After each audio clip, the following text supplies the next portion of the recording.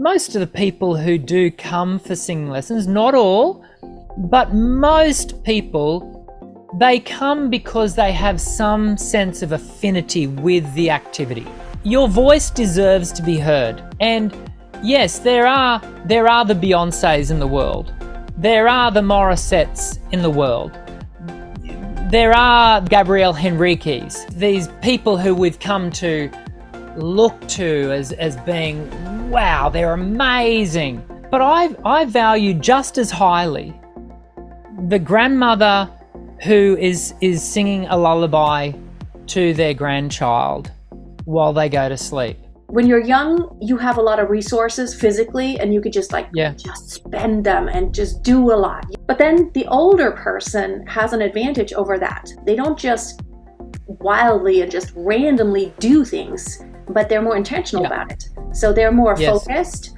The one thing that the teens and younger have over us, oldies, is time. Daniel Robinson, also known as Dr. Dan, you may have come across his videos on YouTube if you are into singing.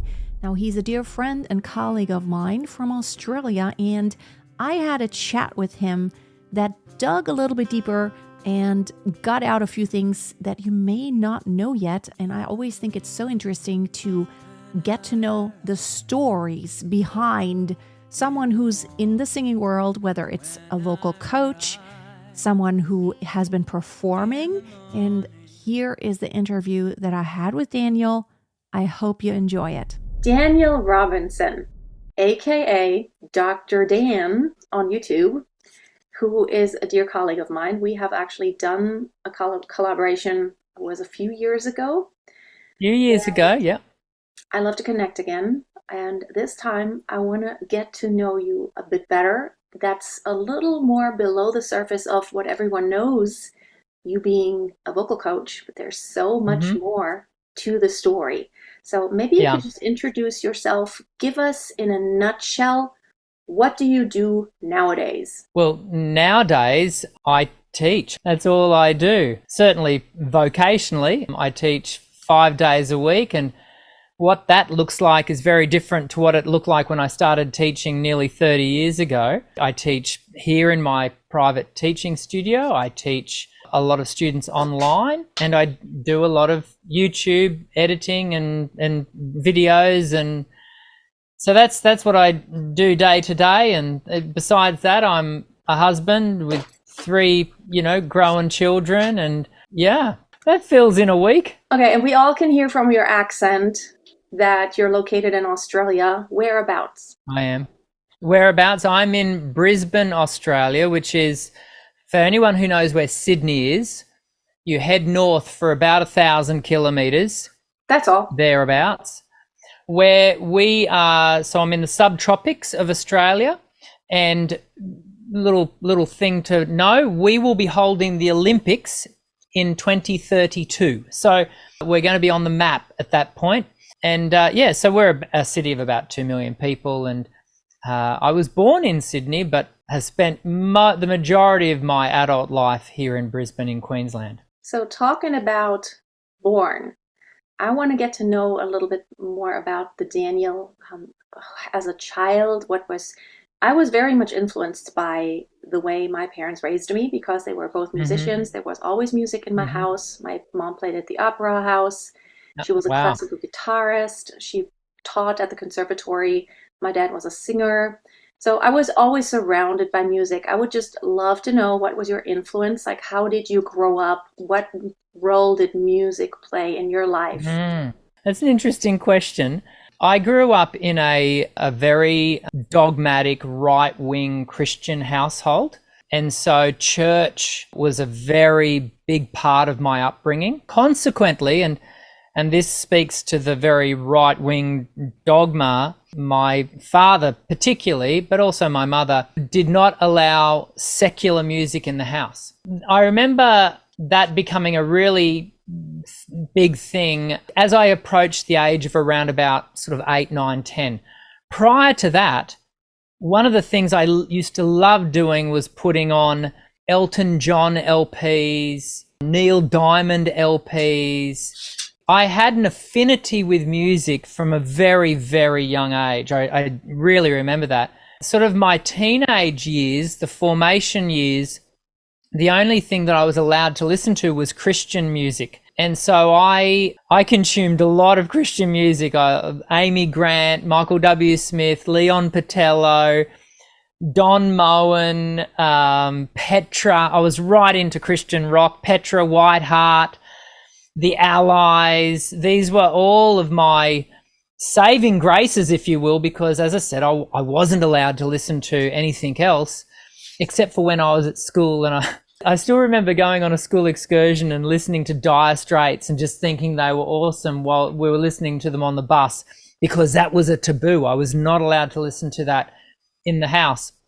And so that was my upbringing. And so I must admit, I've had to play a lot of catch up in my adult life to consuming a lot of music material that I wasn't allowed to listen to. You know, a lot of people growing up my age, I'm in my very, very early 50s. A lot of people my age, they grew up listening to the Beatles. They grew up listening to Rolling Stones and, you know, think of all those bands that you would expect to have listened to back then. I was not permitted that. And so I've had to play a lot of catch up with that kind of thing. It's really interesting. We have something in common, but I came from it from the other direction. In my house, when I grew up, we did not have any pop music playing at all. There was mostly classical music playing. And it was almost like it was looked down upon, pop music. Yeah, okay. My dad was like, this is horrible sound. They're just yelling. This is horrible. Yeah. This is not great. This is well, and in some cases that was true, right? That is true. But it's really interesting. So, but that seemed to have a large effect on your life, because later on, when you did your doctorates, your thesis was about contemporary worship. Yeah. And especially then when it comes to the role of singers, right? So tell me a little bit about how did that come about? So you went, maybe we start at where did you, like your college career, and how did that continue on? So I think, like a lot of singing teachers who find themselves in singing teaching as a career, and I distinguish that from, you know, singers who teach a bit on the side. I think a lot of us find ourselves doing this through via a very convoluted path. So for me, my first year out of high school, I toured with a Christian ministry band. So the trajectory of my Christian upbringing kind of continued into my first year out of high school. I toured with a ministry band for 10 months. We lived out of a suitcase, traveling up and down the eastern seaboard of Australia. Very cool thing to do when you're 18. You know, I don't think I would want to do it now, but so we toured up and down the eastern seaboard, and really I opened my mouth and hoped for the best. I'd had a couple of years of classical private singing lessons, but they really didn't translate into what I found myself doing in front of this basically rock pop Christian band. And so then straight out of that, I followed the continuing trajectory of my dogmatic upbringing, which was basically go to Bible college. So I did 2 years of seminary. Another and commonality, because I also I got to the end of that and really didn't know what I was going to do. I'd been asked to be a worship pastor. Certainly at that point, not an ordained one. I became ordained later. Became a worship pastor. So I basically had a worship team that I was in charge of. At the same time, I found myself being accepted into the Queensland Conservatorium of Music. The Queensland Conservatorium would be one of 2 or 3 preeminent music colleges here in Australia. And so I got accepted into that. And so I kind of started this dual existence, if you will, one being, you know, it wasn't part-time, it was a very full-time job of being a worship pastor, a creative arts pastor, and the other one I was doing full-time study. In amongst there, I met my wife, and we met doing a show. She's an actor and now a high school drama teacher by trade. And so we progressed through there, and we got to a point where, through a number of different circumstances, I finished up at the church that I was being a worship pastor at. Alongside that, I was a founding member of what's called the 10 Tenors. The 10 Tenors do a bit of touring through Europe, and so they might be known to some people over there. But I think I've heard them, yes. But here in Australia, in Australia, they're quite a big kind of thing, but very classically orientated. And so I stepped aside for them because I really wanted to pursue contemporary music. Classical, it didn't resonate with me. I had been, in a sense, tapped on the shoulder to be, the next great Baroque tenor. I could do it. You didn't connect with that. I just didn't connect with it. I didn't grow up with it. I had no sense of resonance with the repertoire at all. And I ended up finding myself doing some music theatre, and then found myself doing professional around about the year 2000, 2001. At the same time while I was doing my master's, I found myself doing professional corporate work. So up and down the eastern seaboard of Australia, flying all over the place with a friend of mine. We were doing a duo called Fever Pitch. And so we had a lot of experience with that.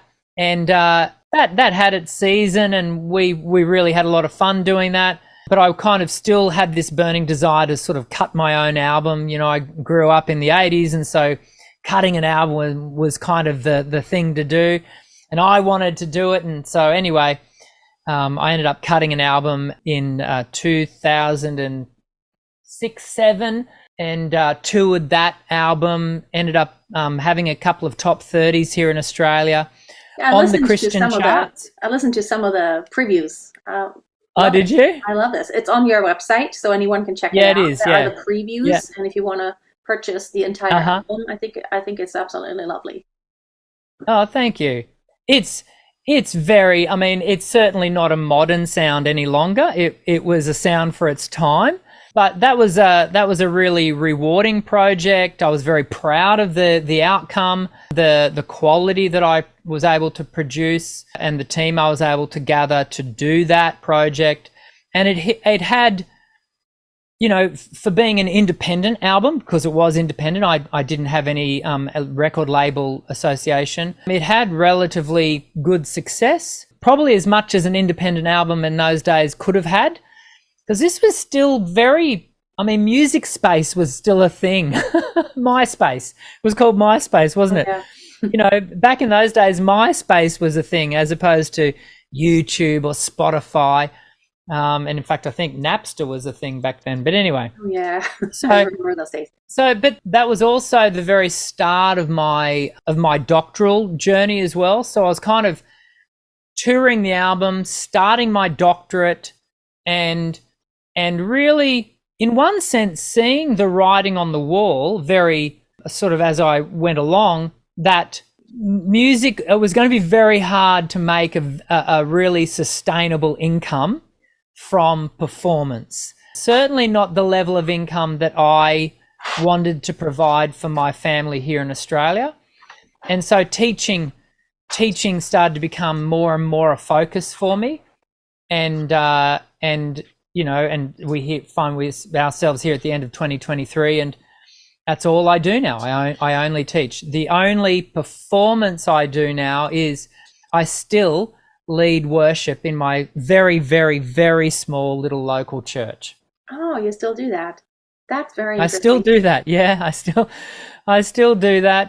A very, very aging population of our church, I think, really appreciate just having live music. A lot of churches these days are singing their hymns and choruses to tape, and but in our church they've got me and a couple of other people who can play live music. So that's a positive. So in your experience, you have been teaching over the years many students of probably similar to me, all ages, all levels. And you and yes.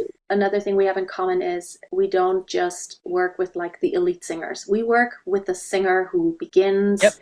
someone who just loves singing, also the Yes. aspiring professional singer or the professional singer. Yep. We work across the board, which is a little different than someone coming to you who's already extremely polished. You can see very fast progress sometimes when you tweak one small detail.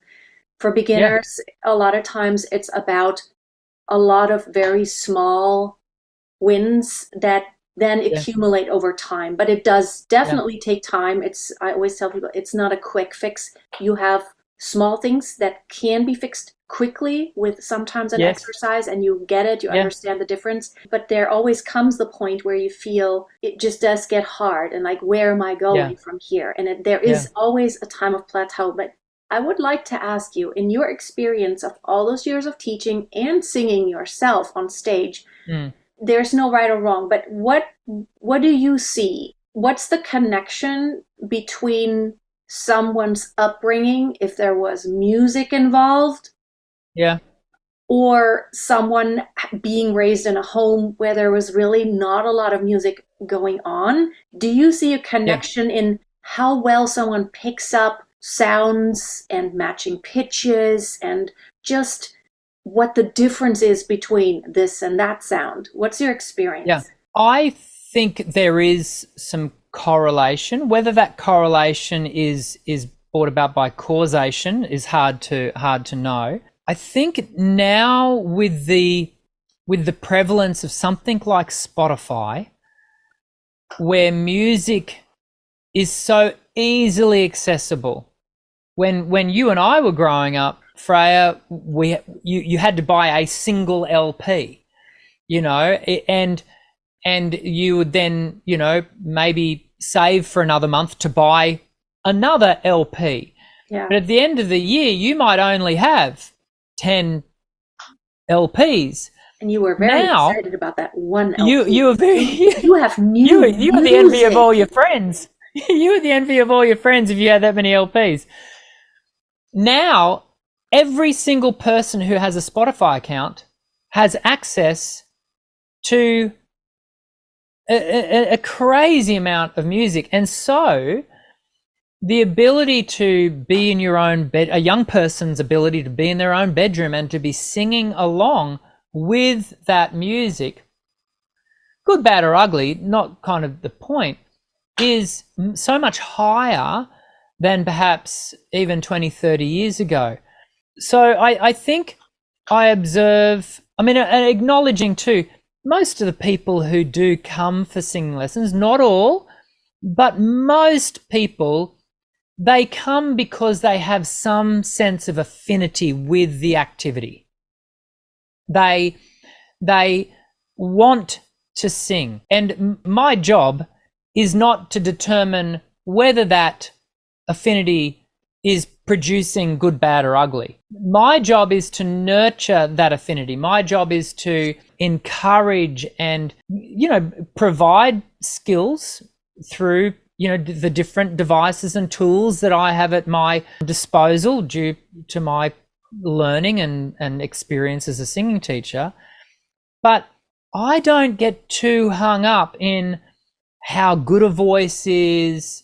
And people hear me say this, and because I say this sort of thing on my own YouTube channel all the time.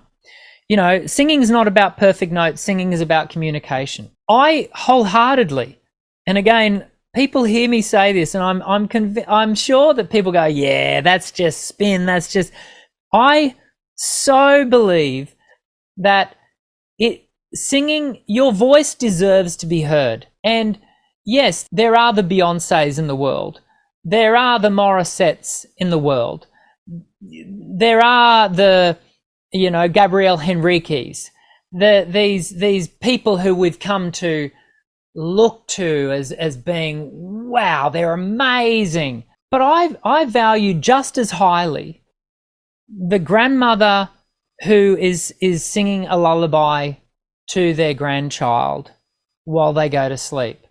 And I have, over the years, taught many grandmas, many granddads who literally are coming because they simply want to be able to create a sweeter tune for their grandkids. And what a tremendous privilege it is for me to play a small role in helping that to come about. And to what degree that is achieved, I like to think most of my students walk away feeling like we've developed something together and that they have achieved something as a result of our time together. For me, it's not about perfection and making the next Ed Sheeran or whoever. I'm really just about the human being that I'm spending one-on-one time with, or, you know, for that matter, in my Voice Essentials community online, via my YouTube videos, to encourage singing, because it's the human birthright of every human being to sing.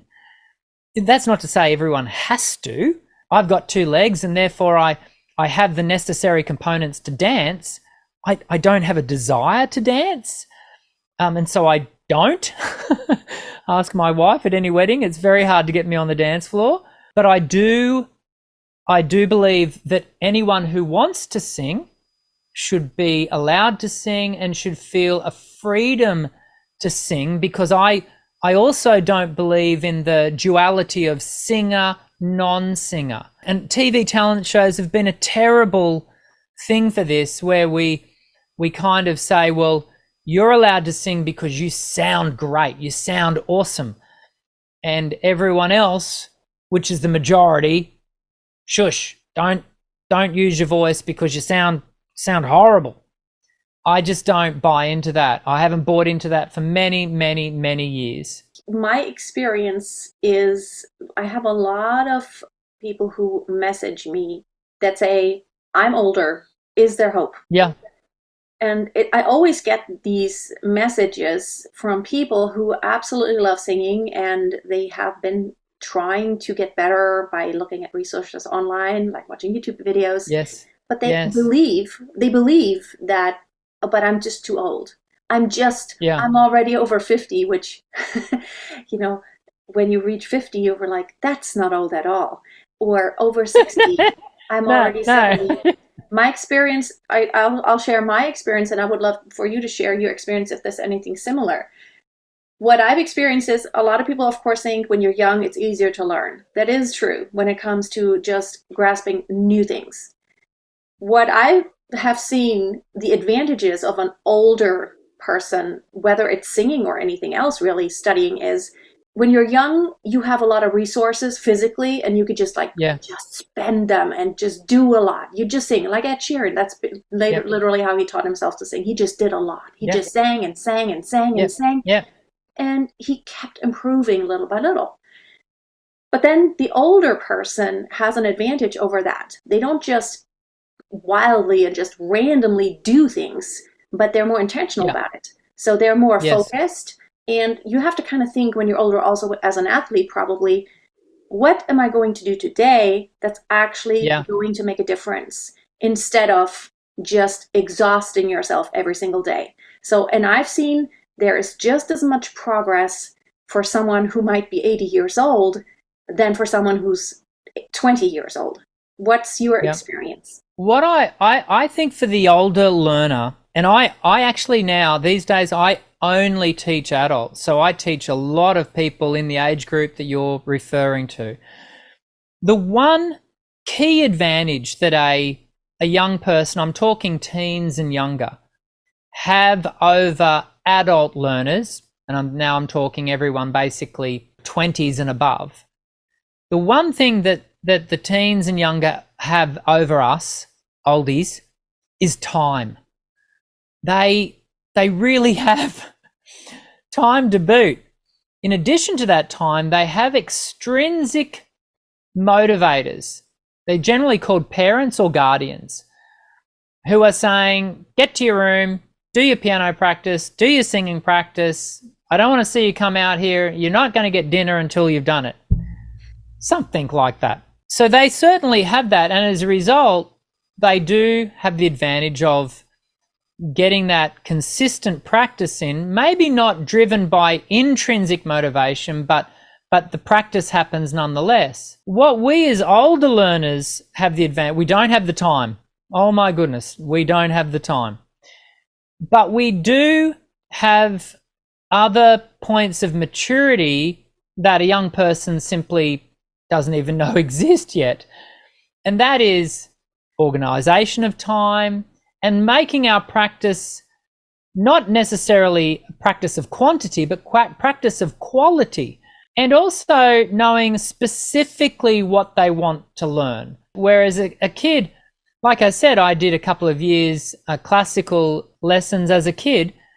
The reason I did that is because I didn't know any better. I mean, you know, that was kind of, oh, you want singing lessons? Yep, here's a classical teacher. Go and have lessons with that. And I'm okay, off we go. Whereas I think, you know, an older person is more specific and therefore more focused. And most definitely an older singer should never feel that their time has passed. The voice does not anatomically start to significantly atrophy until the 7th decade, so into your 70s. But that doesn't mean you can't be singing during your 70s. In fact, it's the old adage, if you don't use it, you'll lose it. Mm-hmm. So if you keep using your voice, the voice will be maintained at a relative level regardless of your age. The longer we are living, and the longer we are living in a healthy way, the voice is being able to be maintained. And so, you know, it is more than fine and more than to be encouraged that people in their later years engage in that if that's what they want to do. I absolutely agree. And I never have liked anyone say, well, I'm too old, you know, like blaming age for anything. There are a few things that you can't do anymore when you get older physically, like having babies as a woman. Yes. You know, when you're 70 years old, you're post-menopausal, so physically it's just not possible, and that's just nature. Yeah. But really, most anything else, I never liked this attitude of, oh, I'm just too old for that. I always believe that even physical exercise, you could start in your 80s and still benefit greatly and become strong.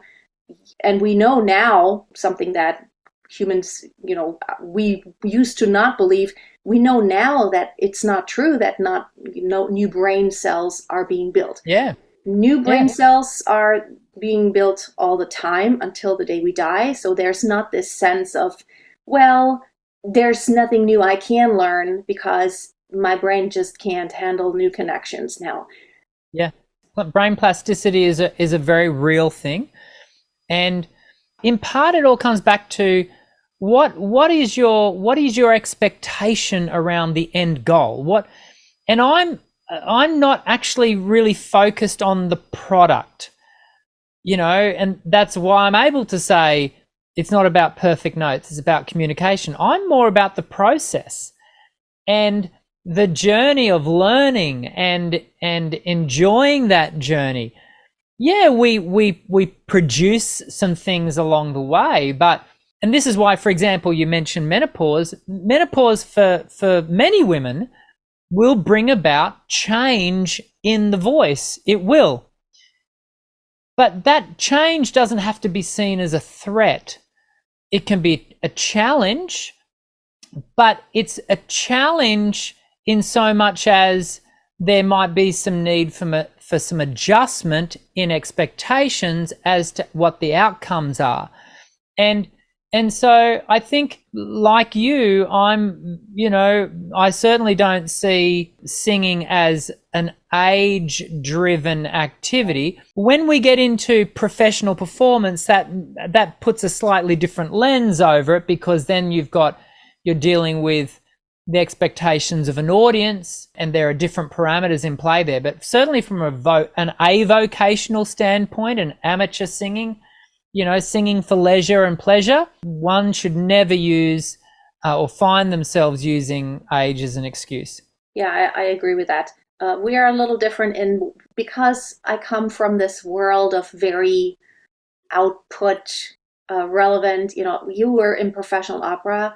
that very competitive, very competitive. Yeah. And I Yeah. mean, part of why I left that world was because I did not enjoy that lifestyle. There's so much Yeah. pressure and there's a lot you have Yeah. to give up. I probably would not be having, I would not have my 3 children if I had decided to stay on that track. And that was a Yeah. very intentional decision. You know, I have most of my singers are the students that I teach are hobby singers, Yeah. but probably I attract them because I do have that kind of like, okay, it is important to like the technique is like so important.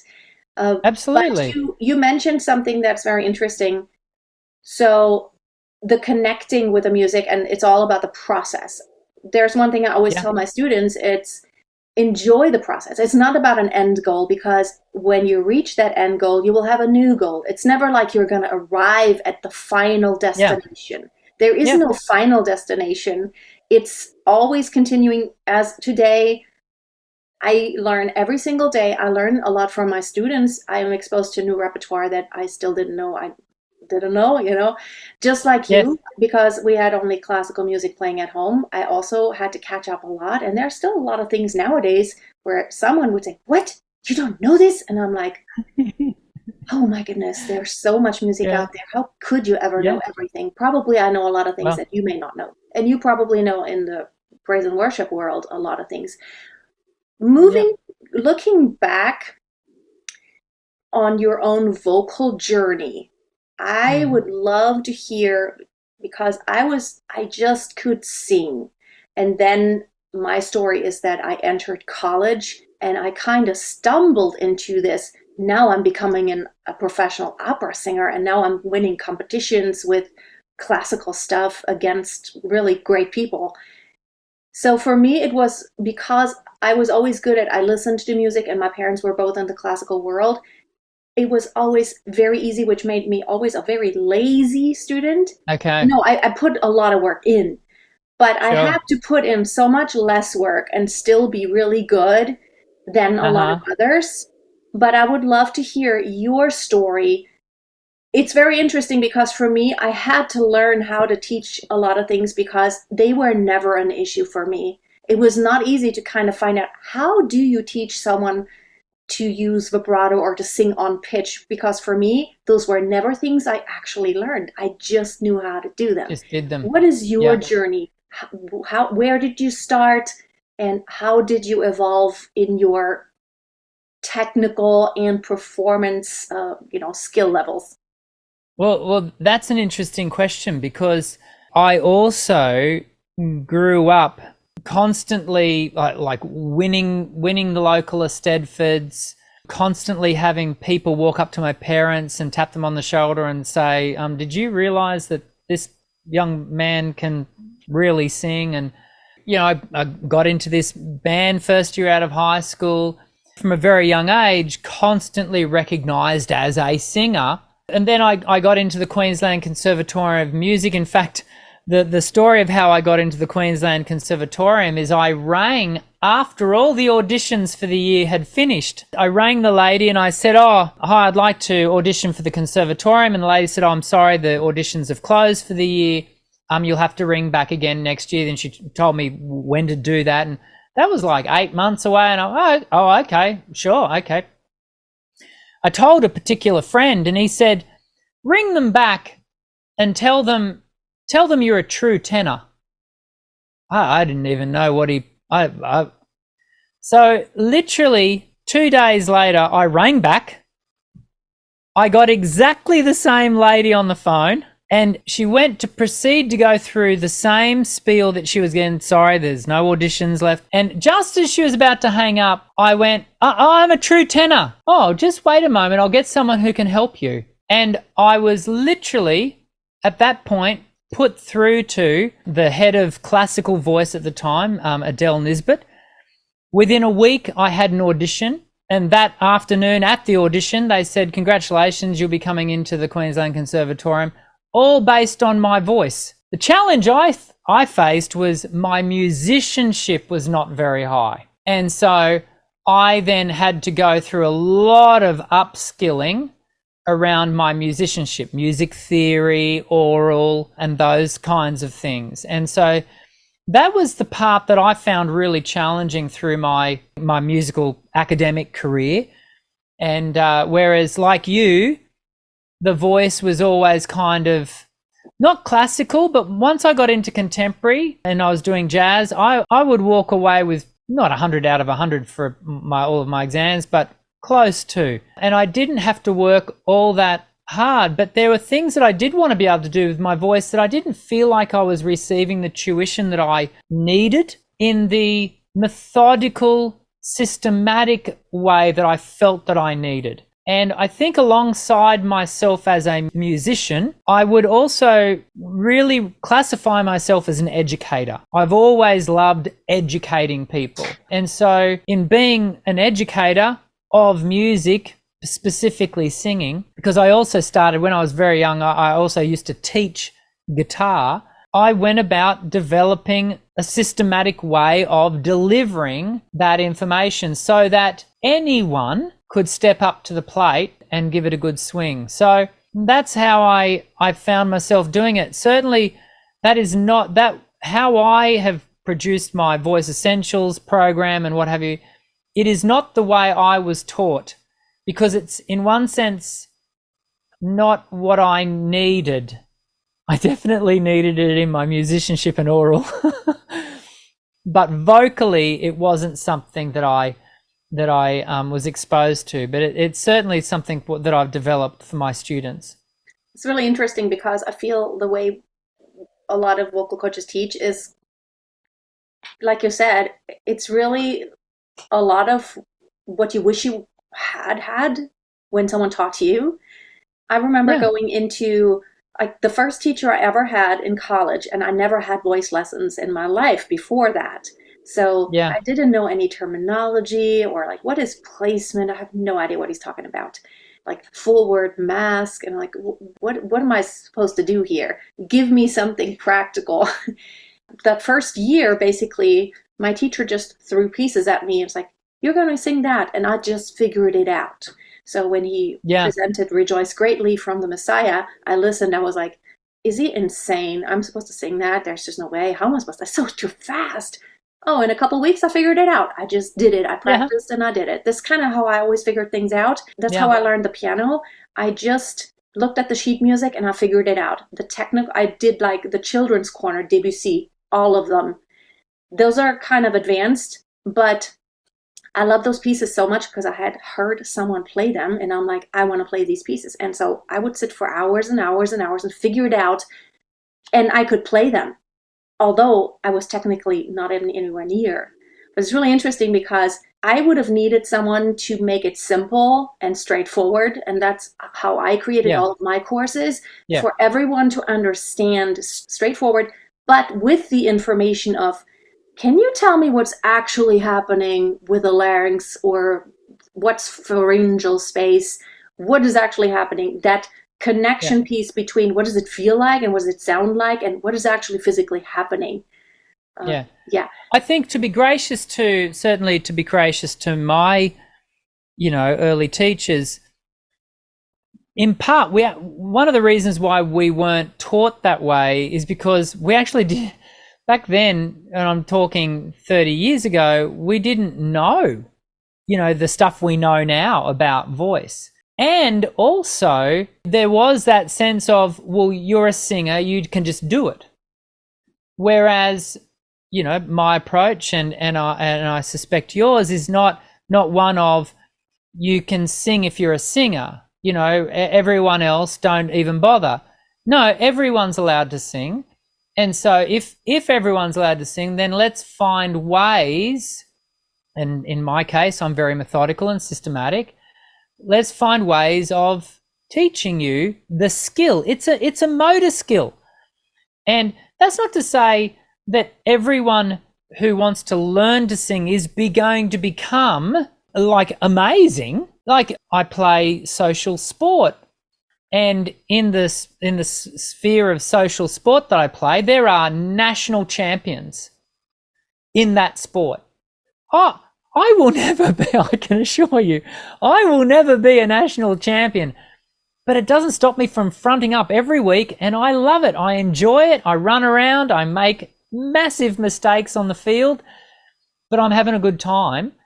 And I work hard at being better, but I work hard at being better knowing that I'll never be the best, but I can be a better version of me doing that skill.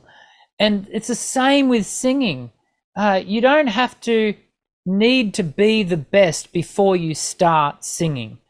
You can just learn to sing and enjoy it, love it, get a great sense of satisfaction and fulfillment from learning to do it well with good skill. And that's what I do every day of the week, is work with people just like that. Hey, talking about making progress and getting better, you have a resource, a free course, a mini course. It's very similar named. I have one that is, maybe everyone listening who is interested in learning how to sing, they can check out both because they might go hand in hand. So mine is very much on the technical side. It's called 7 Days to Perfect Support, where I talk all about the core and how to engage for singing. And tell us about your mini course. Look, mine is called 7 Days to a Better Voice. It's just an opportunity to engage in some rather low-level fruit, easy picking activities that everyone can sort of engage with. And I do look at some breath management. I look at so I think there's a bit of twang in there and some belt. But we also look at vocal rest. There's a little bit of anatomy in there. And people can sign up to that. And it is free. I've had well over, I think, 15,000 people participate in that to date. So it's a well-trod path, and a lot of people have got something out of it, which is quite fulfilling for me. Wonderful. So I will definitely provide the link, including the links where everyone can find you online, on YouTube, on the socials, and your website. So if anyone wants more information about Dr. Dan, Voice Essentials, that's the brand, you can check them out. Daniel, it's been such a pleasure to connect with you, and I could talk forever because we have a lot of common things in our background and the way we approach things and like the energy we bring to the things. Maybe we'll do this again sometime. That would be good. I'd welcome the opportunity to do so. All right. Thank you so much for spending this time with me. Thanks, Freya. Thank you. Bye. I think it is so interesting to ask someone about the background, and it's always fascinating to me how the way someone was brought up has such an influence on what they do later in life, and especially when it comes to music. This is my experience that the childhood experiences and how we were exposed to music has so much to do with what happens later in life and how easy it is for us to access music and how our brain works. Like for me, example, it's really hard for me to carry on a conversation when there's music in the background that has vocals especially in it, because part of my brain wanders off and consciously listens for all kinds of things. It's the teacher in me, it's the singer in me. I want to analyze, I listen to it. I can't just block it out. I could, but it's really hard because that is more interesting to me than the conversation usually.